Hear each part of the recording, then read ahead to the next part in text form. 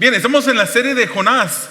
Hoy es el último día de este mensaje de la serie de Jonás y estamos en esta serie titulada No gracias Dios, No gracias Dios, y el subtítulo es El resultado de desobedecer a Dios. El título del mensaje en esta mañana que quisiera compartir con ustedes lleva así: compasivos como Él. Compasivos como Él. Y cuando hablamos de Él, estamos hablando de Él con una E mayúscula, porque nos estamos refiriendo a ese Dios que es compasivo, misericordioso, amoroso con nosotros. Y nosotros, como sus hijos, debemos de parecernos a Él. Usted habla como su papá o como su mamá. De repente dice algún dicho que decían sus padres o que dicen sus padres. Tiene una manera, usted de repente, yo estoy comiendo y encuentro yo que agarro una servilleta y uso la servilleta para limpiarme mi rostro, y de repente empiezo a arrugarla. En la segunda vez que la uso ya está un tanto arrugada. Yo digo, me parezco a mi papá. Mi papá agarraba una servilleta, él hace 20 años falleció, pero él agarraba una servilleta y cuando la usaba, a la segunda vez que la usaba ya estaba hecha bolas, como que ya la había usado por varias veces. Nos parecemos a nuestros padres. Nosotros debemos de parecernos espiritualmente a nuestro Padre Celestial, porque somos sus hijos, ¿verdad? Por ahí hay unas personas que creen que todos los que son humanos son hijos de Dios, pero no es así. No todos son hijos de Dios. Todos somos creación, criaturas de Dios. Solamente dice Juan capítulo 1 que los que hemos creído en el Hijo de Dios, en Jesucristo, se nos dio la autoridad, la potestad, el derecho de ser llamados hijos de Dios. Y tenemos que ser compasivos como nuestro Padre Celestial. Algo que no es de Dios, pero que a veces hay en nosotros, es el egoísmo y la envidia, ¿verdad? Son dos palabras que típicamente se confunden una con la otra. Cuando una persona dice egoísmo o dice envidia, muchas veces no se entienden o no entienden mucho la diferencia entre estos dos conceptos, que aunque no son los mismos, pero están relacionados, son hermanos o hermanas el uno de la otra, el egoísmo y la envidia. La envidia, para aclaración, es el deseo de lo que alguien más tiene o tristeza por lo que otros tienen. Por ejemplo, llega un hermano de la iglesia en su camioneta nueva que acaba de sacar del dealer, y mejor todavía que la pagó cash. ¿Y cómo se siente usted? ¿Le da gusto por su hermano que Dios le dio esa bendición? ¿O siente envidia, deseo de que usted fuera esa persona que tuviera esa camioneta? El egoísmo, por otra parte, es un amor excesivo propio. El priorizar el interés propio sin importarte o importarte menos el interés de otras personas. No sé cuántos se han fijado, por ejemplo, en el tiempo de navideño, cuando nuestros hijos o otros niños están recibiendo regalos, ellos a veces miran el regalo de otro niño y quieren ese regalo. O a veces ellos tienen un sentir de por qué no me dieron a mí ese regalo. Yo soy el que merecía el regalo que el otro niño tiene. ¿Cuántas acciones, hermanos? ¿Cuántos pensamientos? ¿Cuántos sentimientos en nosotros identifican egoísmo y envidia en nuestras vidas? Nos aseguramos por recibir una bendición primero. Comparamos las bendiciones que Dios nos da a nosotros con las bendiciones de otras personas. Una señal de madurez, hermanos, en nosotros es cuando objetivamente examinamos estas áreas en nuestras vidas.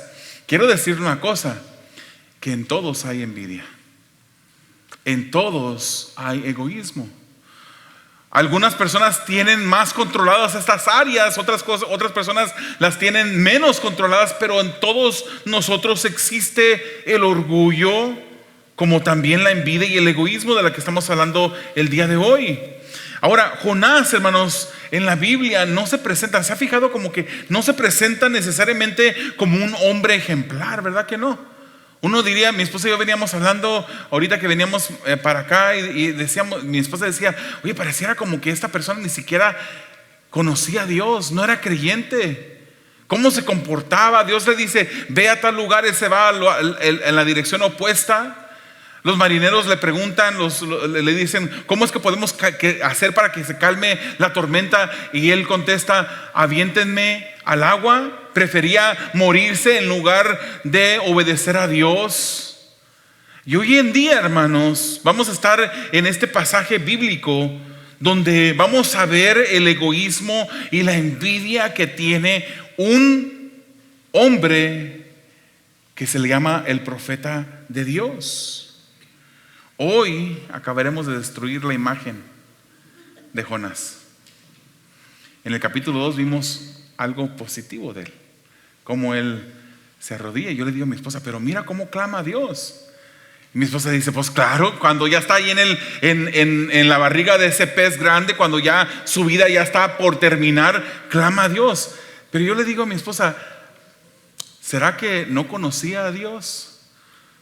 ¿O será que nos parecemos tanto a ese Jonás? Hermanos, cuando estamos en la situación difícil es cuando nos acordamos de aclamar a Dios. Cuando todo está bien, cuando todo está calmado, hay suficiente dinero, no hay enfermedad, hay paz dentro de la casa, dentro de la familia, tendemos a olvidarnos, a relajarnos y nos olvidamos de Dios y no clamamos a Él. Pero cuando viene la situación difícil, clamamos a Dios. Como les dije, hoy día acabaremos de destruir la imagen o reputación de Jonás. No porque queremos, sino vamos a leer lo que la palabra del Señor dice. Descubriremos también cómo él era egoísta y envidioso. Vamos al primer punto, ahí lo tiene usted en su programa. El disgusto y la queja inesperada.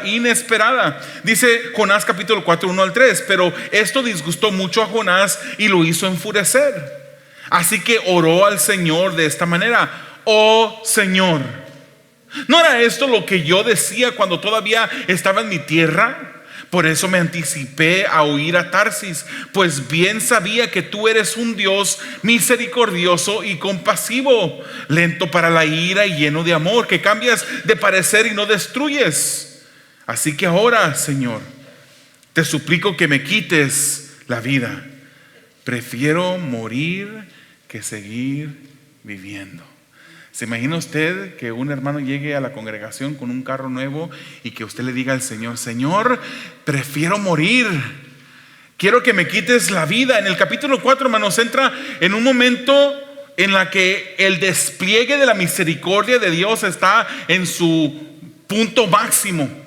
La bondad de Dios está en su punto grande y la gracia de Dios está siendo desplegada sobre un pueblo de los ninivitas que no merecían misericordia, que no merecían gracia de Dios, pero Dios les extiende esta misericordia y esta gracia porque ellos se arrepienten. Dios los perdona cuando Él ve su arrepentimiento. Usted puede ir al capítulo 3, versículo 10, y usted puede leer ahí, dice: cuando Dios vio que los ninivitas se habían arrepentido, entonces Dios no hizo lo que les había dicho que iba a hacer si no se arrepentían. Ahora encontramos a un profeta, hermanos, que reacciona a la bondad de Dios de una manera que no es común, o no debería ser la reacción de un profeta de Dios. A la bondad de Dios, Él no se puso a hacer fiesta, Él no se puso contento porque perdonó a estas personas de Nínive. La bondad de Dios lo disgustó, la bondad de Dios lo enfureció. Y vemos cómo su malestar va creciendo cuando mira que la misericordia de Dios está sobre este pueblo de los ninivitas. El malestar de Él va empeorando, va creciendo. Hermanos, ¿quién en la historia del mundo puede decir que predicó en una campaña donde 120,000 personas vinieron a creer en Dios? Cuando se miraban esas campañas grandes de hace unos años con Billy Graham y otros evangelistas, y que uno miraba cómo la gente venía, uno se llenaba de gozo al ver tanta gente arrepentida. Pero Jonás, en lugar de alegrarse por 120,000 personas que se arrepienten, él se enoja. Se enoja contra Dios. Esta sería visto, hermanos, esta campaña de esta predicación de un día solamente, porque la palabra del Señor dice que Nínive era de 3 días de camino. Para visitar a Nínive se necesitaba 3 días para visitarla correctamente, adecuadamente. Pero eso, él dice en la Biblia que él predicó un día. Y en este día se convierten 120,000 personas, se arrepienten. Una historia, una victoria sin precedentes. No se había visto eso antes. Quiero poner en perspectiva lo que está pasando aquí. Jonás predicó un día y se arrepintieron 120,000. ¿Sabe que Jeremías, otro profeta del Antiguo Testamento, predicó en el reino del sur por 40 años?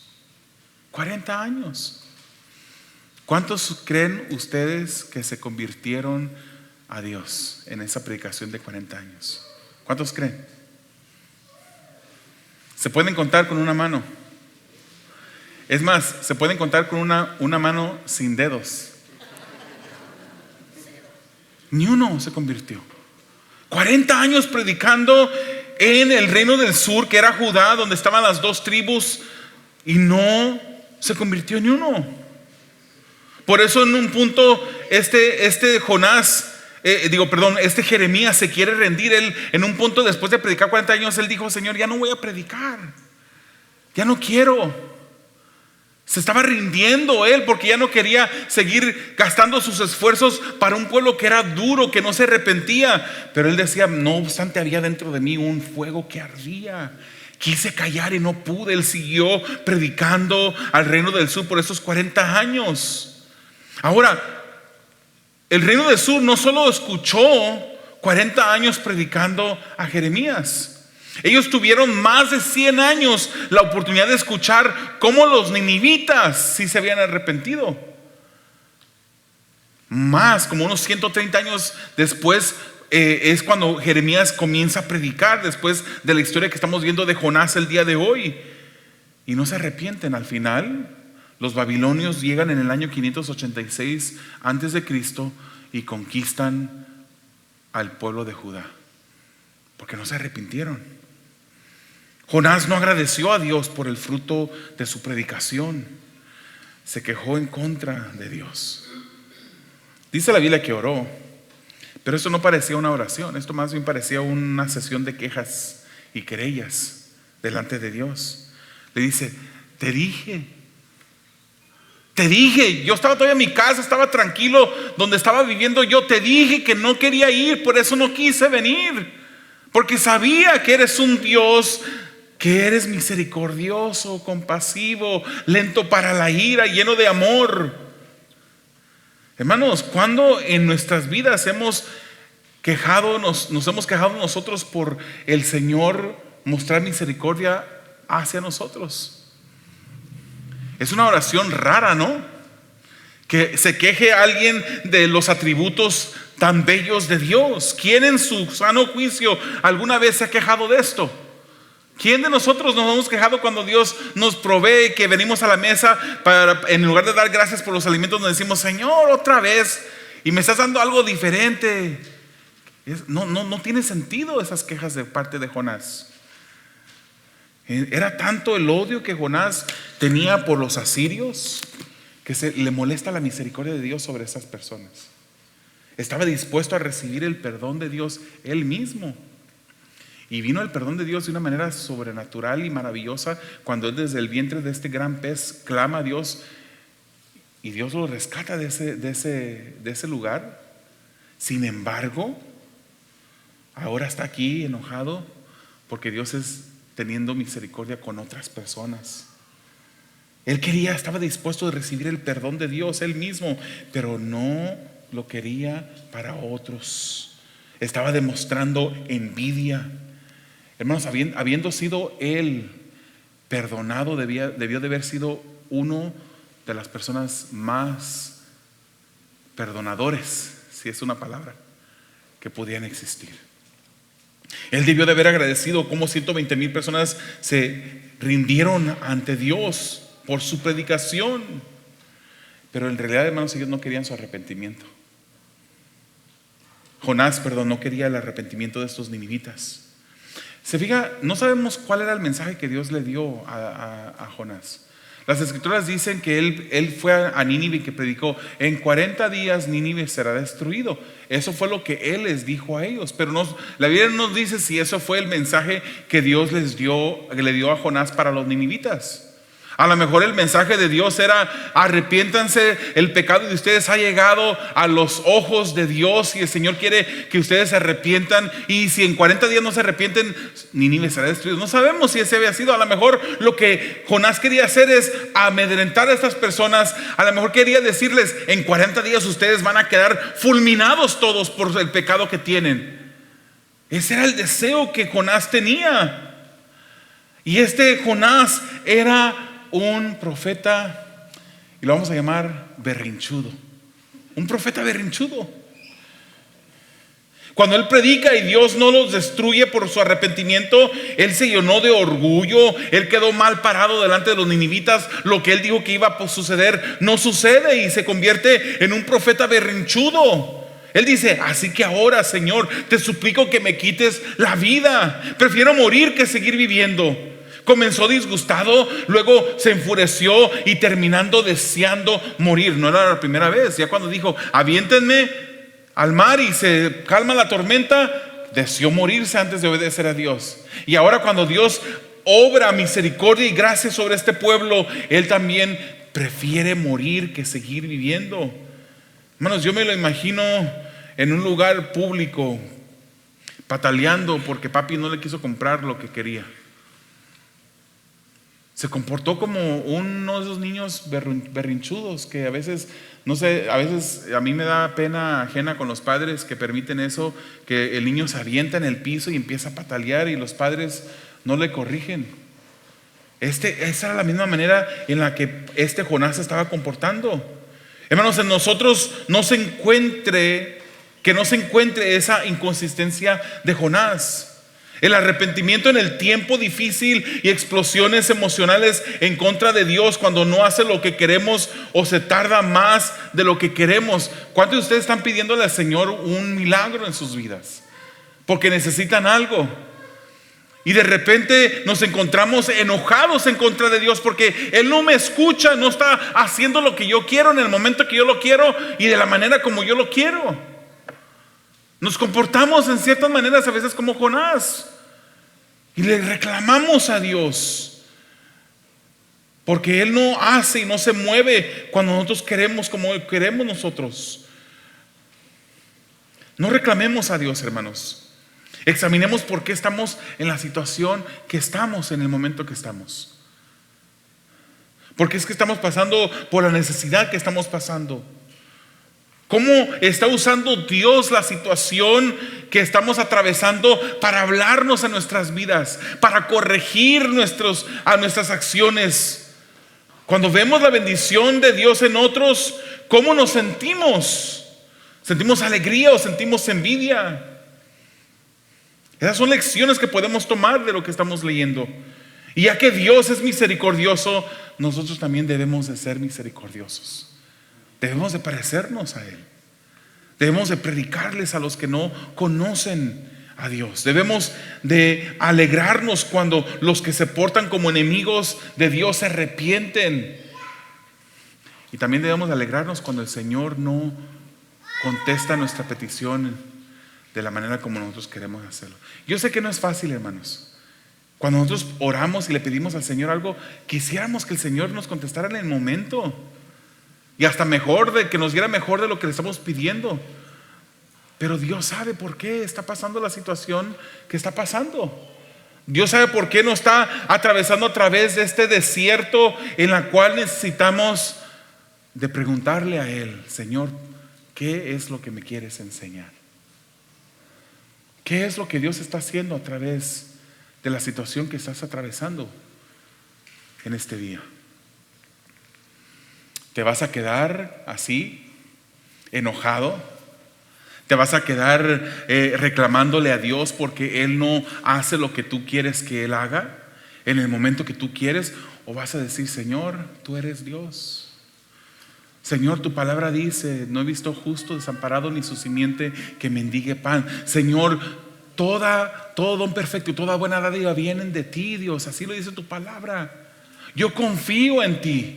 Yo sé que tú vas a contestar. Yo sé que tú vas a abrir la puerta en el momento y en el lugar que yo menos lo espere. Pero yo sé que tú lo vas a hacer porque yo soy tu hijo, Señor. Y tú me amas. Y yo creo en tu amor. No dudemos del amor de Dios para nuestras vidas. Jonás quería el amor de Dios para él, el perdón de Dios para él, pero no quería el perdón ni el amor de Dios para los ninivitas. Entonces vemos la primera confrontación de Dios. Vamos al versículos 4 al 8. Dice, ¿tienes razón de enfurecerte tanto?, respondió el Señor. Jonás salió y se sentó al este de la ciudad. Allí hizo un cobertizo y se sentó bajo su sombra para ver qué iba a suceder con la ciudad. Para aliviarlo de su malestar, Dios el Señor dispuso una planta, la cual creció hasta cubrirle a Jonás la cabeza con su sombra. Jonás se alegró muchísimo por la planta. Pero al amanecer el día siguiente, Dios dispuso que un gusano la hiriera y la planta se marchitó. Al salir el sol, Dios dispuso un abrasador viento del este. Además, el sol hería a Jonás en la cabeza, de modo que éste desfallecía. Con deseos de morirse, exclamó, prefiero morir que seguir viviendo. ¿Qué cosas? ¿Qué profeta de Dios ¿Qué profeta de Dios es este? Aquí vemos a Dios, hermanos, respondiendo a la explosión emocional de Jonás. Y le hace una pregunta retórica, una pregunta que él debía de hacer a Jonás reflexionar. ¿Tienes razón en enfurecerte tanto? Hermanos, Jonás tenía la teología equivocada. Él pensaba que con su explosión emocional haría que Dios obrara a la manera que él quería que Dios obrara. Completada la misión de predicar, él no se regresa a su lugar. Ya había terminado, ya había cumplido con Dios. Ahora sí podía irse a donde él quisiera irse, a su casa. Pero él, hermanos, sale al este de la ciudad. Usted sabe que el sol sale del este, ¿verdad? Entonces el sol quedó a sus espaldas, donde salía el sol. Él sale al este de la ciudad y mira hacia el oeste y se pone a divisar la ciudad, a ver qué iba a suceder. Todavía tenía esperanza de que a lo mejor Dios sí destruyera Nínive. Todavía tenía esperanza que a lo mejor Dios se arrepintiera de mostrarle su misericordia y su perdón a esta ciudad que se había arrepentido. Ahí se sentó para ver lo que iba a suceder. Parece que el calor en ese momento era el tipo de calor que vemos en la ciudad de Mexicali. ¿Cuántos son de Mexicali aquí? ¿Ninguno? Ninguno, ¿verdad? Hay una persona que es de Mexicali.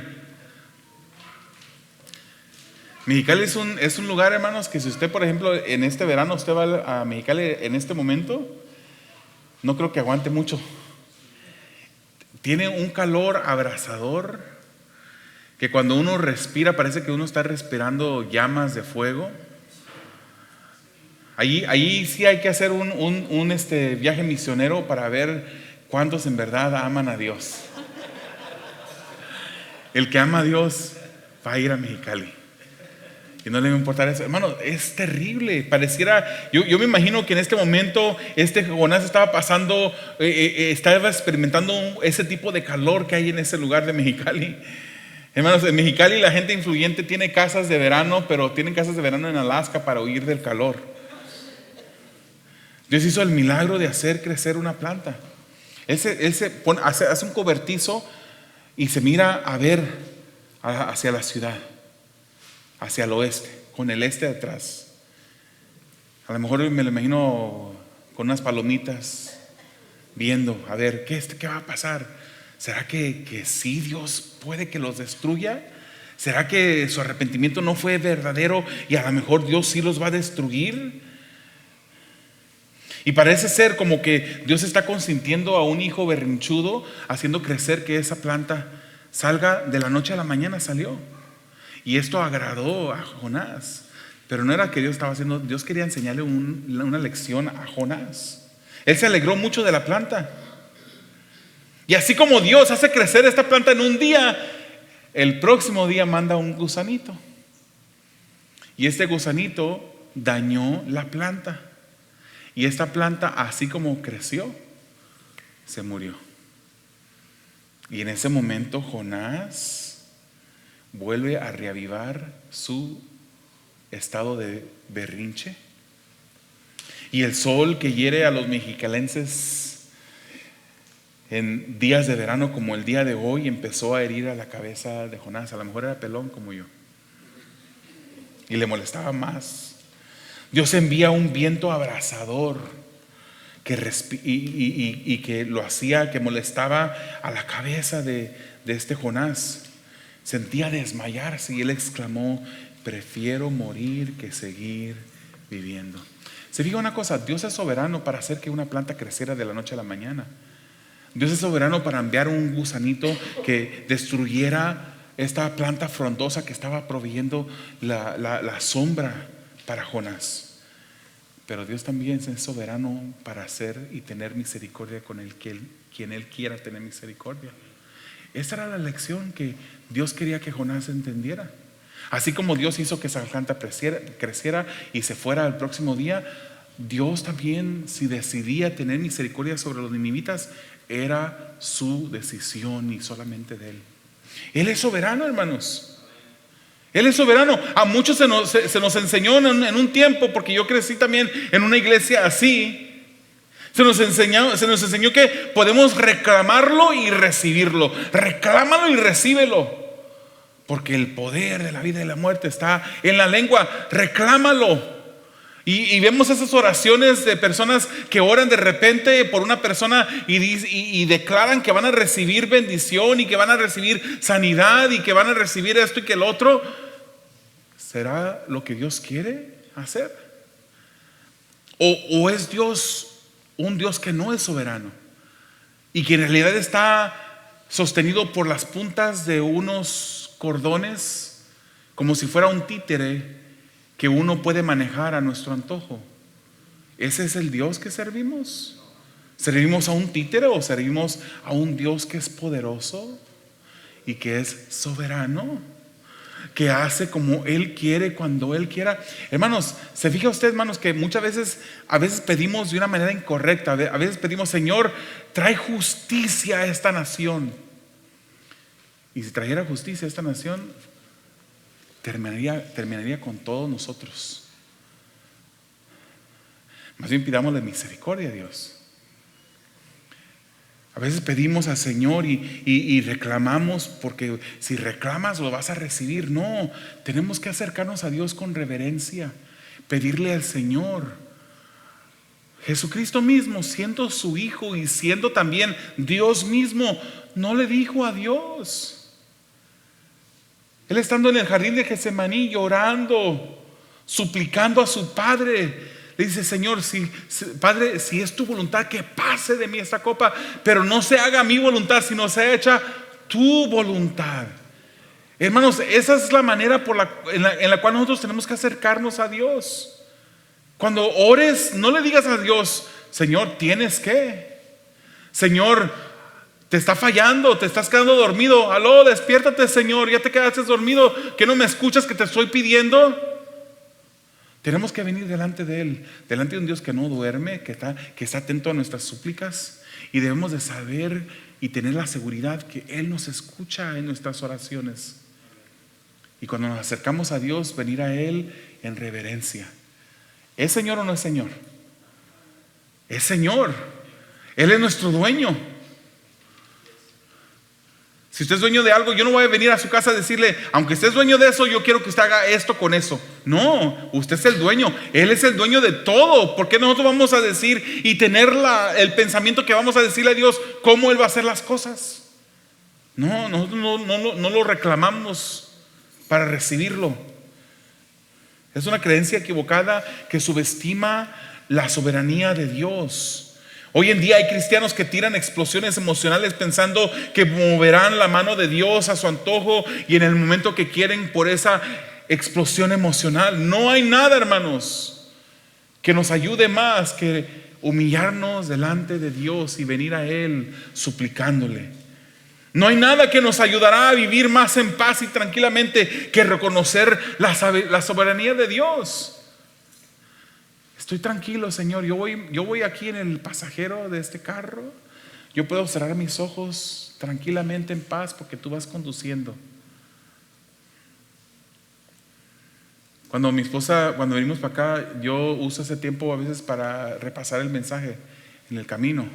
Y mi esposa va manejando y ahorita veníamos manejando. Yo cerré mis ojos. En ese momento yo estoy expresando una confianza en que mi esposa sabe lo que está haciendo, que va a manejar y que nos va a llevar hasta, obviamente, principalmente en Dios, ¿verdad?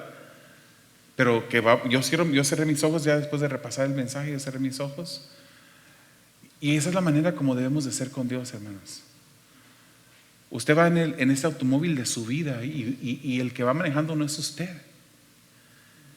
Porque nosotros no somos los soberanos de nuestras vidas, es Dios el que es soberano sobre nosotros.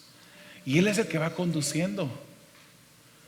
Y podemos cerrar nuestros ojos y estar en paz, tranquilos, que Él está en control. Que Él ha establecido su trono en los cielos y su reino domina sobre todo. Que no hay nada que se le escape a Dios de las manos. Que no hay nada que Él ignore o que Él olvide. Que Él sabe cómo cuidarnos. Él sabe cómo llevarnos hacia nuestro destino.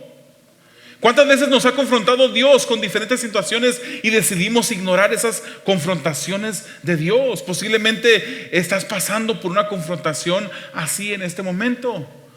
Y la pregunta es, ¿cómo vas a reaccionar? ¿Reconociendo su soberanía o rebelándote ante Él? Finalmente, hermanos, vamos a terminar con estos versículos 9 al 11 y vamos a ver la segunda confrontación de Dios. Pero Dios dijo a Jonás: ¿tienes razón de enfurecerte tanto por la planta? Claro que la tengo, respondió, me muero de rabia. El Señor dijo: tú te compadeces de una planta que sin ningún esfuerzo de tu parte creció en una noche y en la otra pereció. Y de Nínive, una gran ciudad donde hay más de 120,000 personas que no distinguen su derecha de su izquierda y tanto ganado, ¿no habría yo de compadecerme?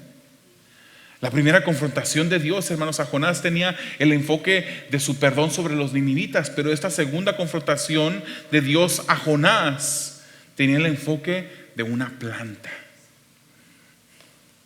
Una planta. Sin embargo, la soberanía de Dios y su compasión son los puntos centrales aquí, hermanos. Le dice: ¿te enojas tanto por una planta? La palabra ahí es: ¿te compadeces tanto? Pero ya le preguntó: ¿por qué tienes razón en enojarte tanto así? ¿En enfurecerte? Le está preguntando: ¿acaso te enojas tanto por una planta que ni siquiera tú hiciste nada para que creciera? Tú no le echaste abono. Tú no hiciste el milagro que de esta planta creciera. Y lastimosamente las últimas palabras de Jonás registradas en la Biblia son: claro que la tengo. Claro que tengo razón. Me muero de rabia. ¿Conocería Jonás a Dios? No lo sabemos. Si esas fueron las últimas palabras de Jonás y ahí muere él, yo diría: uy, dejó mucha duda de que en verdad conocía a Dios. La corrección de Dios, hermanos, muestra la ironía de un hombre necio. La corrección de Dios corrige el sentir y el pensar de Jonás. La corrección de Dios le está diciendo que no le costó la planta nada a él.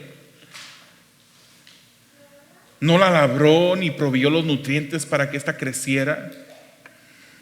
Era más correcto que él se compadeciera de la gente. Es más correcto, hermanos, compadecerse de una persona que de 120,000 plantas. Pero Jonás estaba compadeciendo de una planta, y no estaba teniendo compasión como Dios tuvo compasión de 120,000 personas. Dios es un Dios que se complace en mostrar misericordia a una creación que se rinde en humildad ante Él. No debiéndole ninguna explicación a Jonás, Dios se la da de todos modos, y Dios, hermanos, es soberano y extiende misericordia. Él dice en Romanos 9:20: respondo, ¿quién eres tú para pedirle cuentas a Dios? ¿Acaso le dirá la olla al barro al que la modeló: ¿por qué me hiciste así? ¿Acaso nosotros como creación de Dios podemos reclamarle al Creador: ¿por qué es que actúas así? ¿Por qué es que estás permitiendo lo que estás permitiendo en mi vida? ¿Acaso tenemos la osadía nosotros de enojarnos con Dios y decirle: tú, Señor, es tu culpa por la cual yo estoy pasando por esta situación que estoy pasando? Dios hace cosas para confrontar nuestro pecado, hermanos, y no debemos reaccionar como Jonás justificándonos. Él dijo: claro que sí la tengo, claro que sí tengo razón.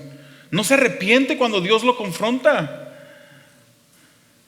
Sabemos que, hermanos, que Dios siempre está obrando, aún en medio de la dificultad. Él está obrando.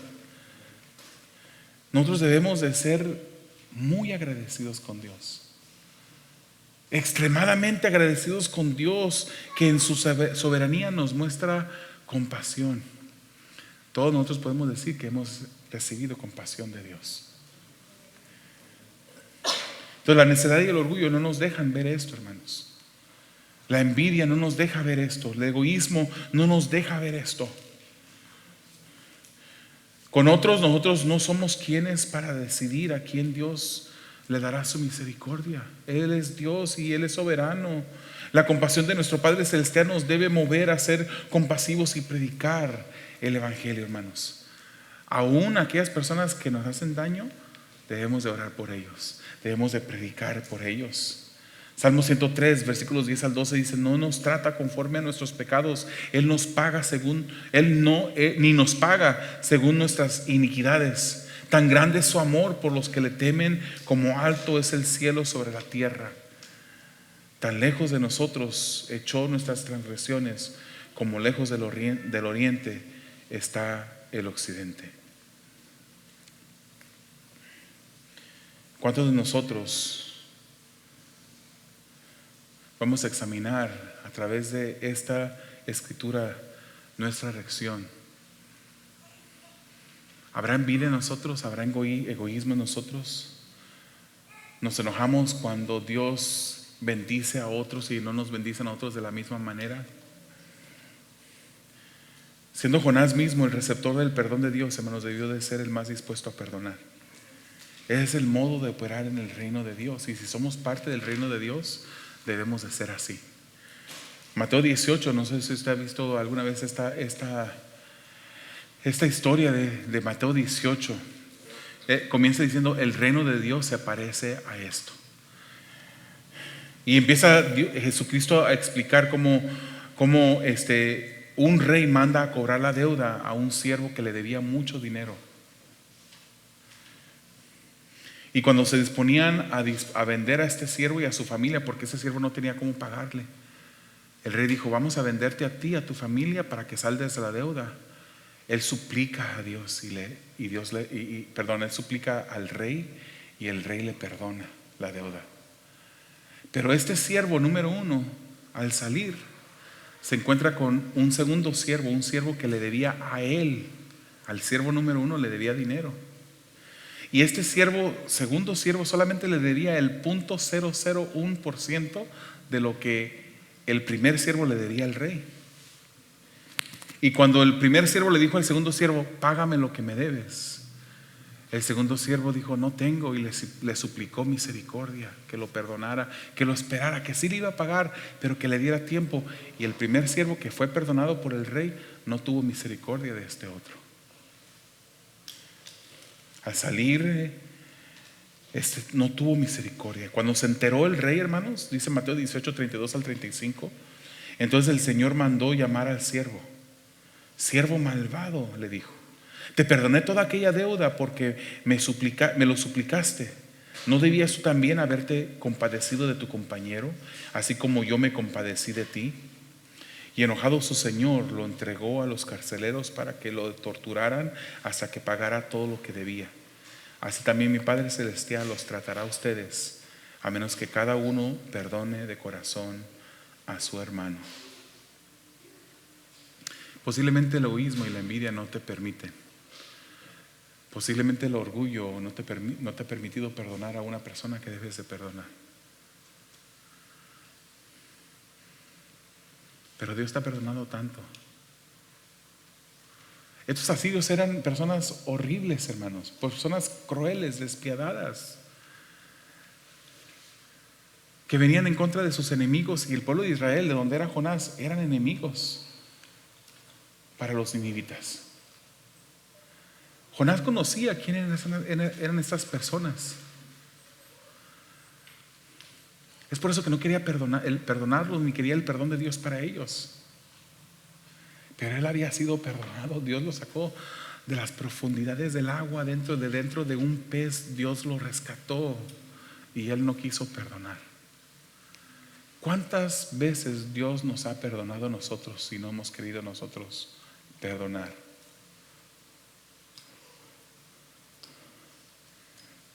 Esa no es la manera de Dios. Eso no es parecerse a Dios. Eso no es como un hijo de Dios debe de obrar. Qué interesante, hermano. Nos gusta el perdón y la compasión de Dios, pero rehusamos ser compasivos con otros y perdonar a otros. Entonces yo les animo en esta mañana: perdonemos como hemos sido perdonados. Perdonemos como hemos sido perdonados. Agradezcamos a Dios por su compasión y misericordia sobre nosotros, y pidamos esa misma misericordia y compasión de Dios para aquellos, incluso aquellos que se comportan como nuestros enemigos. Oremos. Amado Dios, te damos gracias. Eres maravilloso, bueno, misericordioso, lleno de gracias, Señor. Y te damos gracias, Padre, por esta historia que nos confronta, Padre, de un hombre que, siendo perdonado, no quiso perdonar. Y nos confronta, Señor, porque es momento que nosotros estemos a cuentas contigo, Señor. Nos pongamos a cuentas contigo y reflexionemos: ¿estamos perdonando como tú nos perdonaste? ¿Estamos pidiendo tu misericordia para otros, Señor, como tú tuviste misericordia para nosotros? ¿O nos estamos comportando de la manera que no debemos? Yo te pido, Señor, que si en la vida de alguno de mis hermanos hay una persona o personas que ellos no han perdonado, Señor, tú les ayudas a ser como tú. Dale, Señor, la habilidad, dales el poder perdonar, Señor, así como ellos han sido perdonados. Que puedan extender su misericordia, Señor, así como tú has tenido misericordia para ellos. Obra, amado Dios, en nuestras vidas. Revela esas áreas, Señor, de nuestras vidas que debes de corregir. Queremos honrarte mejor cada día. Para tu gloria y tu honra lo pedimos en el nombre de Jesús. Amén.